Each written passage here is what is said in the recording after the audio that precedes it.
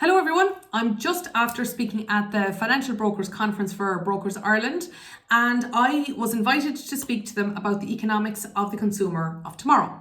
So I spoke about 5 key trends that I'm seeing regarding how consumers are interacting with their service providers that I wanted to talk about, and I wanted to share a summary with you right now. Now, before I got started at all, I did point out that any change you're going to make, if you're going to be more innovative in what you're doing, of course, there can be a cost involved in trying out new tools or figuring out a way forward, and of course, even the research into what better ways to do things.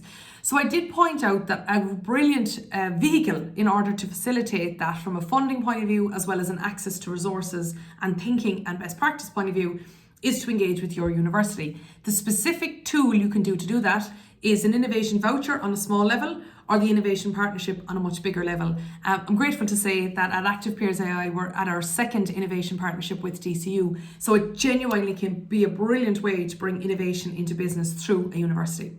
Now, here are my 5 trends. Number 1, I started off with was low code.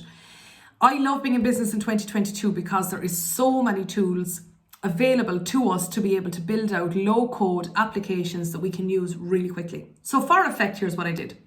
I created a survey from Airtable, so that was the tool I used before the conference started. Then I asked people to fill out the survey, and it was super short because the point I wanted to show them was how quickly you can take insights from people and turn them into genuine wisdom. So in this, what I did was in the back end, as people were filling it out, I was actually building a dashboard on Airtable where I had a pivot table, where I was also able to look at a graph, and I was able to split the values of the graph according to the parameters that I put into the survey. I was also able to see the averages based on a rank that was sent in and an average based on a percentage question that I asked them as well. And the point was that as quick as they were filling in the survey, which I made for intentionally purposes, I made sure that the survey would take less than a minute to fill out, was I was showing them how long it took me to build a dashboard in the back end, and they could see their answers dynamically affecting those graphs and pivot tables as I went along. My point is that with our consumers, for all of our products and services, it's important to know what they want, when they want it. And by integrating surveys and forms and quizzes into the interactions that you have with them. So a specific example I gave them was, as a financial broker, you're likely to want your customer to think about what they want out of the meeting before they come along. And by creating a survey for them to fill out as a precondition of putting that meeting in the diary, then it just makes sure that everybody all around gets a better outcome. And of course, from your point of view, you get to learn about the changing needs of your customer. The second one I moved on to then was mass personalisation. So here is a statistic from Deloitte. Deloitte says 20% of consumers would pay 20% extra for personalised services. Now, what does mass personalisation mean? It means that if you have a lot of people with a lot of different needs and that you can tailor the experience for them, and if I was to go one step further, the more people there are, the better able you are to do it. That sounds like an oxymoron, doesn't it? Well, I actually disagree.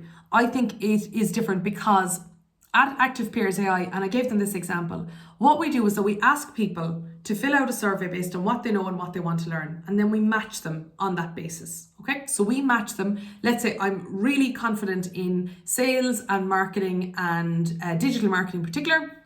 And on the other hand, I'd love to know more about financial management, identifying my USP and tech tools that can help me grow in my business. Let's just say, right? So then what we would do is we would look at all the data based on everybody that's there. And in 1 second, our algorithm can match those people together. So if you're running, let's say, a learning and development event, if you're running a networking event, if you're running a peer sharing event, whatever it might be, the more people that we have in that group, the better we can match them because the more personalization we can actually put in place. So my point was, in the context of my audience today, is what do you do to personalize your service for your audience that you could automate without taking anything away from the personalized effect of that in-person interaction, the understanding the relationship that builds between a broker and a customer over the years. If you were simply to take all of that and you were to teach a new member of staff or a piece of technology how to do that, what would it be? And that was the challenge that I put today, is that we can do it. We can, of course, do it because we do it all the time. We tailor what we do for people all the time. But do we stop and reflect and learn about how do we actually know when to tailor something, or what is the question that we ask in order to do that? The second thing that I also mentioned within that is We also have to teach our customers how to interact with us.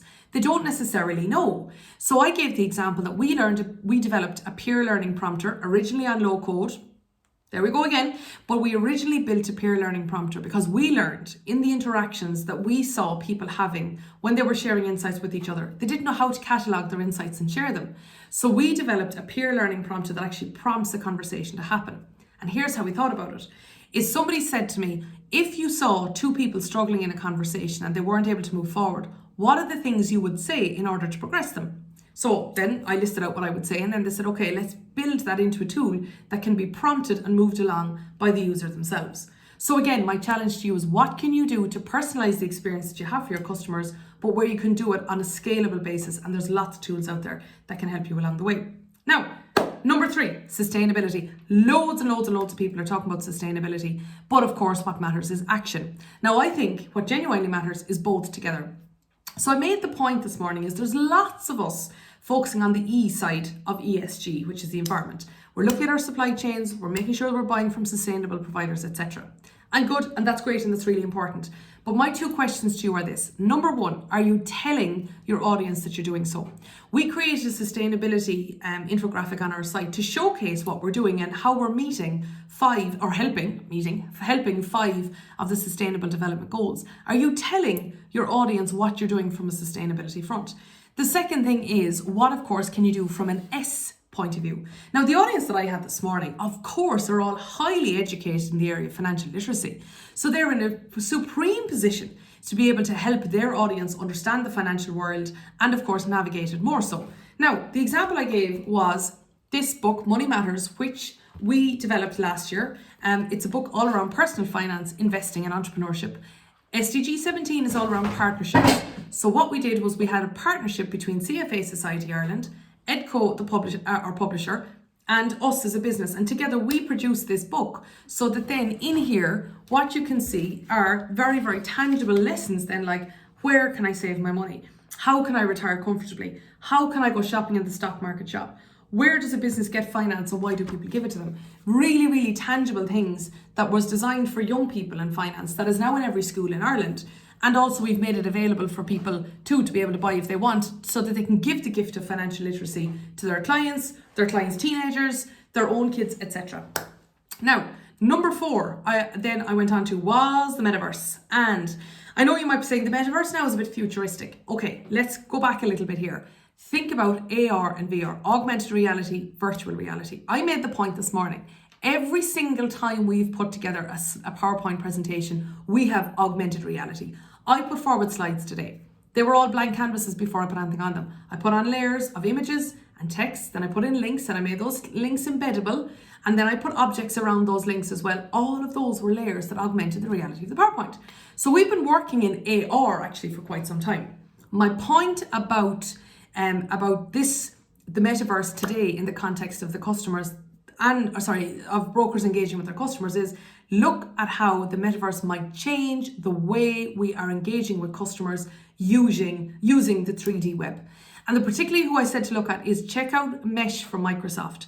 Look at what they're doing, because they're showing use cases for customer service, for learning, for remote collaboration, where instead of you seeing my face right now in 2D, ultimately you could put on a VR headset and then I'm sitting beside you as if I'm in your office. We talk a lot about hybrid events and hybrid meetings, hybrid workplaces, but this is where we're talking about a mixture of being at home and in person, or working from home and in person in the office or in the environment. Whereas actually the metaverse joins the two together is that I could ultimately be interacting with you as if I'm in person with a 3D headset on whilst being at home or being anywhere. So that was the area that I pointed out there. The final one I talked about was the talent pipeline, and I made the point that I always hire an attitude and trade on skill.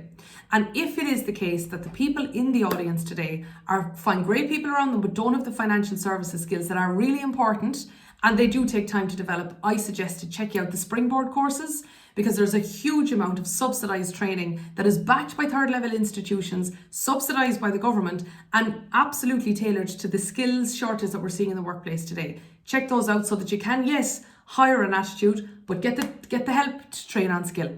That was my session today, and all of the links that I used are all in this post. Thanks everyone. Bye.